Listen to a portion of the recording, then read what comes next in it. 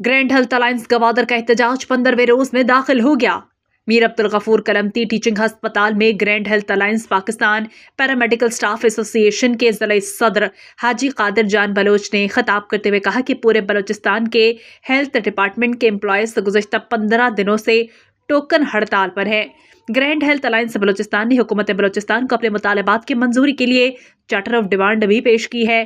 Health department کے نجکاری، paramedical staff کے لیے سروس رولز واضح کرنا، IPI پروگرام کے تمام ویکینٹس کو دوسرے صوبوں کی طرح اپ گریڈ کیا جائے، نرسوں کے لیے 3000 پوسٹیں تخلیق کی جائیں، نیشنل پروگرام کے اکاؤنٹ سپروائزرز کو اپ گریڈ کیا جائے، ہیلتھ پروفیشنل الائنس کو 6000 سے 12000، رسک الاؤنس کو 3000 سے 6000 پر لانا، نیشنل پروگرام کے ایکٹنگ LHS اور ایکٹنگ AS20 کو خصوصی طور پر مستقل ہونا چاہیے۔ تمام ڈاکٹرز، نرسوں، پیرامیڈیکل، فارماسسٹ اور فزیو تھراپسٹ کے الاؤنس 100% اضافہ کیا جائے۔